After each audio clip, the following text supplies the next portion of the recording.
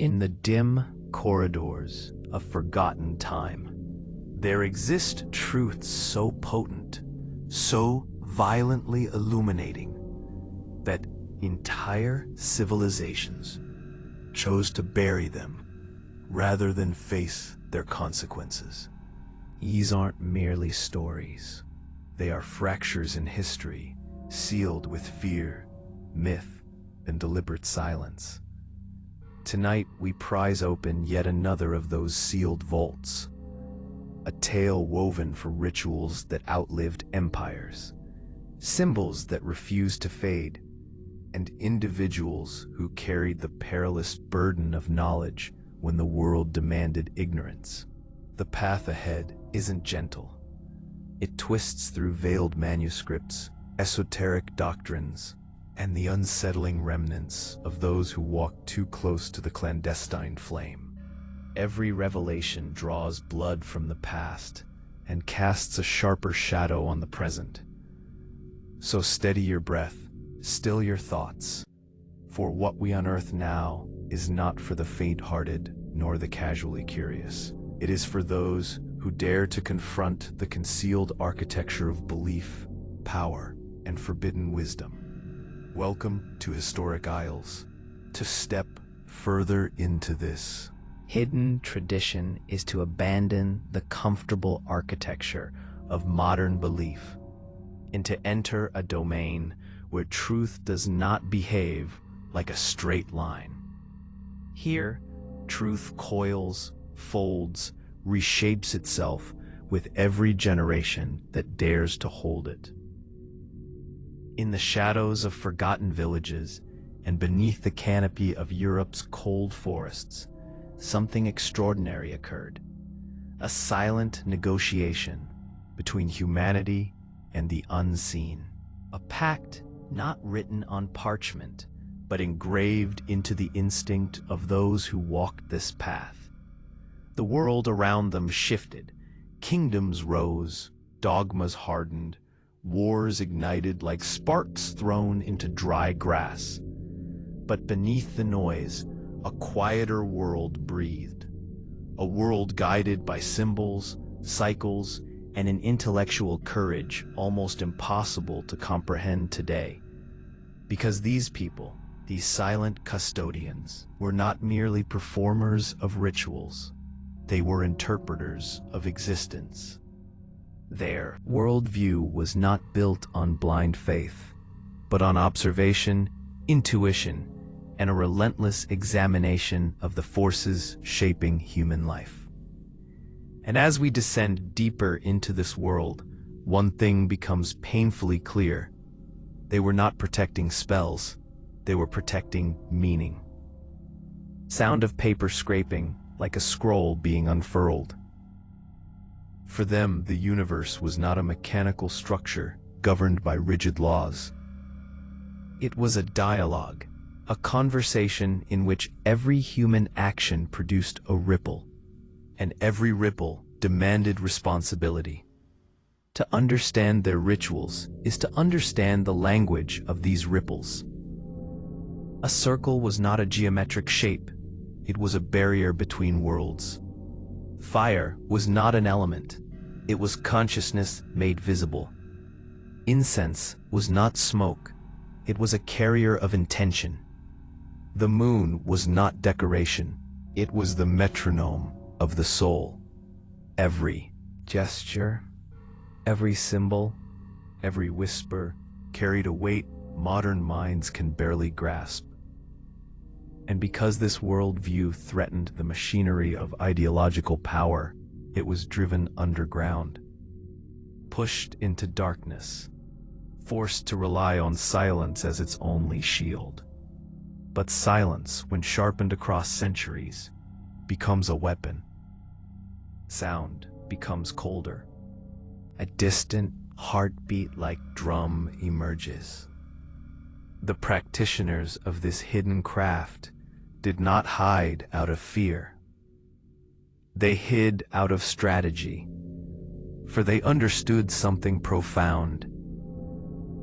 A tradition survives not by shouting, but by becoming untraceable. And so, their knowledge found refuge in the mundane. A festival dance, masked an invocation. A children's lullaby concealed an archetype of protection. A rural superstition held the skeleton of a ritual. A hand gesture in a marketplace carried the echo of an ancient oath. The authorities believed they had eradicated the old ways, but the old ways simply changed clothes. As we travel deeper, we encounter the most intriguing element of all: the transformation of ritual into psychology. These people were not just calling upon forces. They were reshaping the internal architecture of the human mind. Every rite was a sculptor's tool. Every symbol was a map of the subconscious. Every gathering was an experiment in collective intention. Modern psychology, anthropology, and philosophy would not appear for centuries. Yet these hidden practitioners had already grasped the very mechanics those fields would eventually struggle to define. Fear, they understood, is not an enemy, but a door. Internal architecture of the human mind. Memory is not static, but a living archive. Emotion is not weakness, but a ritual instrument. Their knowledge of the human condition was not primitive, it was surgical. And the deeper we explore, the more a disturbing truth begins to surface.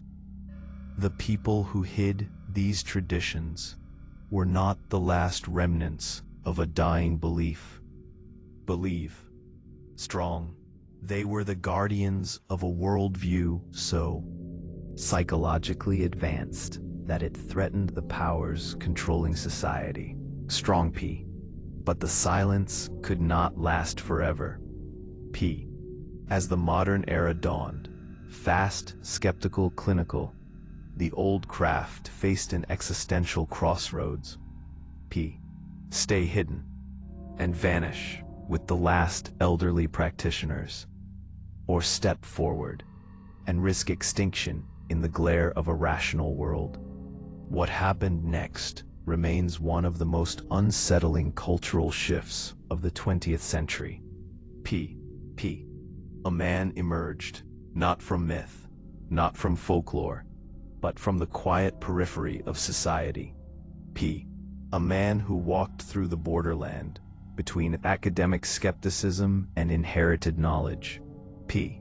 One who understood that the world was ready to hear a fragment of the truth. P.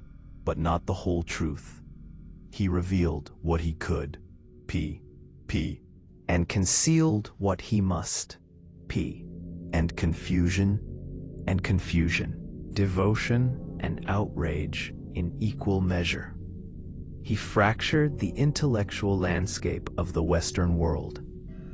He forced historians, theologians, and skeptics to confront a possibility they had long dismissed: that beneath the ruins of Europe's spiritual history, something had survived. The world argued about him, but the craft did not. Because for the first time in centuries, someone had cracked open the vault. Yet even his revelations, controversial as they were, showed only the surface.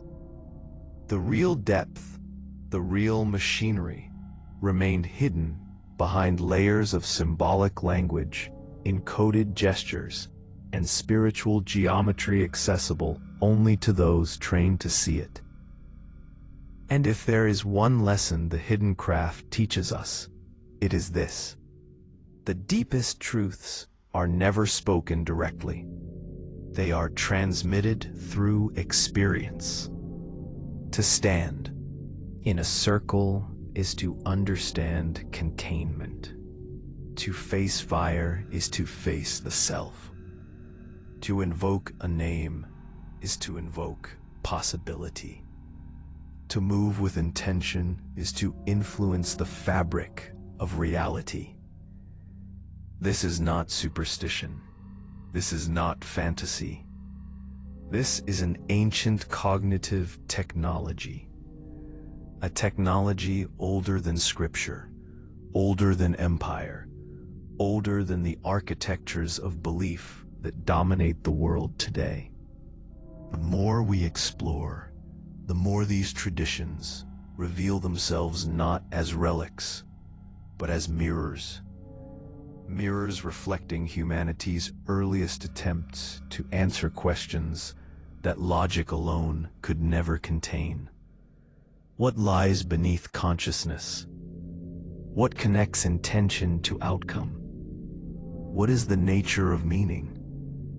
What survives when power tries to erase an idea? The old craft does not offer answers. It offers frameworks, ways of seeing, ways of being, ways of navigating the abyss. And perhaps that is why it survived. Because traditions based on dogma die with dogma. But traditions based on understanding do not die at all. They transform, they adapt, they wait. And when the world becomes quiet enough to listen again, they whisper. This journey is far from over. There are deeper corridors to walk, older shadows to confront, and truths that do not bend easily to language. But for now, we stand at the threshold of a tradition that refused extinction and reshaped itself into a philosophy powerful enough to outlive centuries of silence.